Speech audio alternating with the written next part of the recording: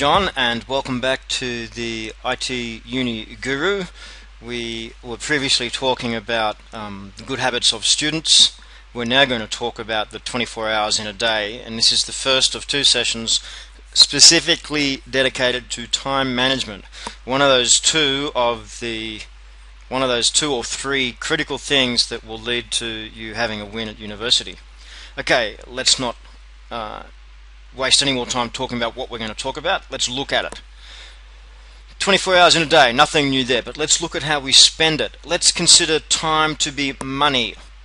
And as we have limited amounts of money, we can spend it on limited amounts of things. We have limited amounts of time, which means we can spend it on limited amounts of things. So we have a column of activities here, and we have a row of time over here. So if we start with the activities and we have 24 hours in a day, before you do anything, we are left with 24 hours in a day. Not hard to work out. Okay, let's see. And you can, right, I'm doing this in Excel because I don't have a whiteboard. You can do this with a pencil and paper and a calculator, or Excel if you've got those skills, and just see what we've got to spend. And I recommend you do this after this session. So 8 hours a day, something really important. Let's start with an 8-hour sleep. It means after sleeping we're left with 16 hours a day. On an assumption that you have to travel an hour each way to work, that's 2 hours a day, we are left with 14 hours. You could lose an hour today to eating, we're down to 13. And an hour a day for hygiene, showers, getting dressed, ironing clothes, that sort of thing, washing, we're down to 12. Now, this is a rough number, but I'm working this off 4 hours of intense exercise a week. Is one of those things that we do to look after ourselves. So we're down to 11.5 hours a week. Right? We have spent, just with life in sleeping, eating, getting about, 12.5 hours. Of the day, we are left with 11.5 hours before that smelly thing we call studying or a job or university or whatever it is. Now, we previously said that if you're going to take your studies seriously, you need to put in the same amount as you would in a full-time job, a high-paying full-time job, 8 hours a day. And guess what? After life and university, we are left with 3.5 hours per day. Doesn't sound like much, but if you look at it this way, if you go if you can see up here, 3.5 times 7, it's 24.5 hours per week. That's a whole day. Quite a bit. Okay, so let's see what happens when we transcribe this into a weekly format. We have 168 hours in the week. We don't do anything with it, we still have left 160 hours in a week. 8 times 7 is 56, we're left with, right, that's for sleeping, 56 hours a week sleeping, we're left with 112 hours. 2 hours a day times 7 days a week is 14 hours a week for travel. We're left with 98 hours a week. If we have an hour a day for eating, that's 7 hours a week. We're now left with 91 hours a week. Hour a day for hygiene, washing, ironing, showers, cleaning teeth, shaving, that sort of thing, 84 hours a week.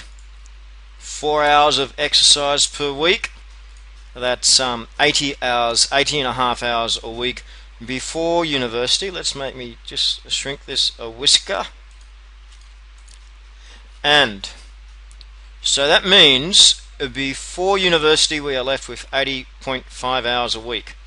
So say you want to work 7 days a week, I wouldn't recommend it, but say you do, and that means if you're putting in 8 hours a day, 7 days a week for your studies, that is 56 hours a week gone. You are left with 24.5 hours a week. That means a whole day if you're going to study 7 days a week. So take away study time and life, you're left with 24 hours a week. If you're only going to work 5 days a week, so there's a 40-hour week gone, you're left with 40.5 hours after you've studied and you've taken away life. So you've got a whole working week left over for you. What does this work out on a daily basis? Well, if you're working your if you're studying, working 7 days a week, you're left with 3.5 hours a day if you're going to have a 24-hour day remainder, or 5.8 hours a day if you're going to work a 5-day week. You're left with nearly 6 hours a day just to yourself to kick back. So, how much time do we actually need to study? Well, there's 3 different ways I'd like to look at this. Some universities say that you should be doing 10 hours of work per subject per week. Now, if you have 4 subjects as a full-time student and you have 4 hours of contact subject per unit, that means that you have 16 hours per week contact. Now, if you have to do 10 hours per subject and they've taken away their 4 hours of contact, that means you have to study for 6 hours per subject. So 6 hours times 4 subjects is 24 hours. Just to prove the point, if you have to study 24 hours a week non-contact time and you have 16 hours per week contact time, that's 40 hours a week required, contact and non-contact time, for your academics. Okay? Now, what if you've got to go away for the weekend, or got a football carnival or something, and you don't want to work Saturdays, Sundays, or Fridays, Saturdays if we're working in the Middle East, living in the Middle East? So we take those 40, right? We take these 24 hours and we divide by 5. So during your weekday, in addition to class time, you need to study for 4.8 hours. Now this will include not only memory work but also tutorial preparation and writing assignments and like.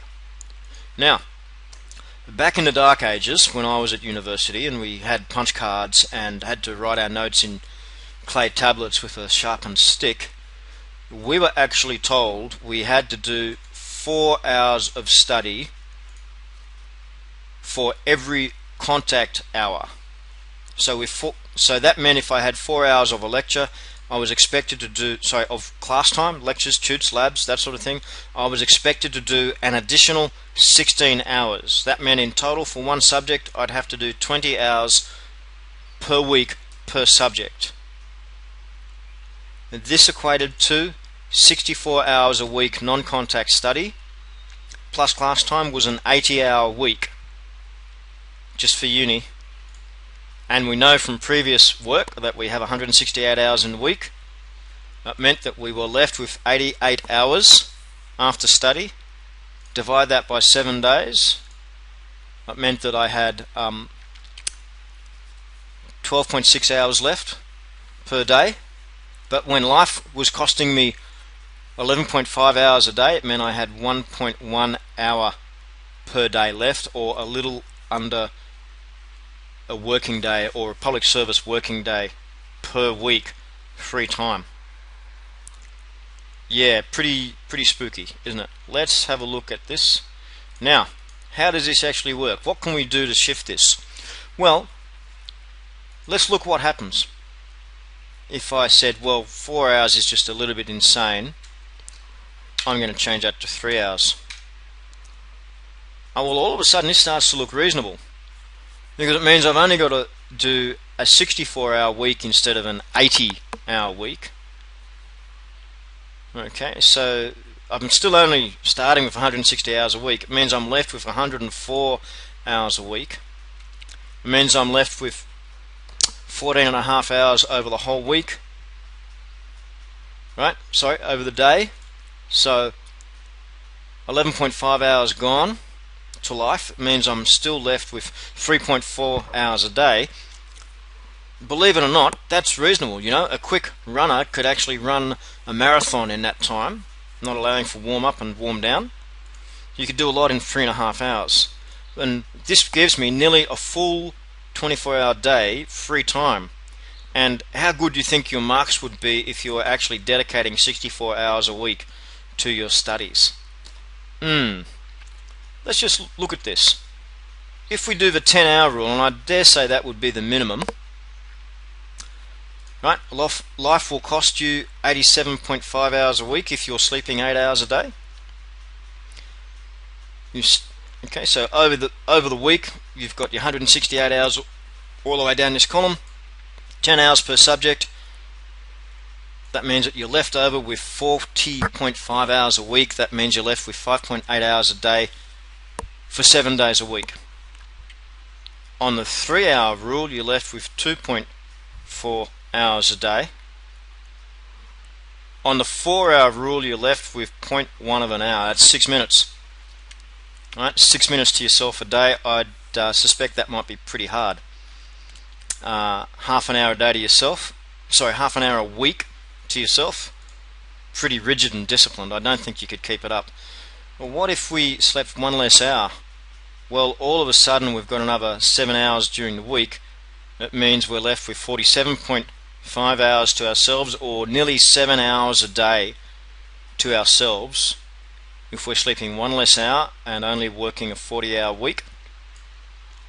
A 3-hour rule, you're left with 4.4 hours a day. Again, a marathon runner could knock out a marathon in that time per day if they were so inclined. So there's a lot you can do in your 4 and a bit hours per day.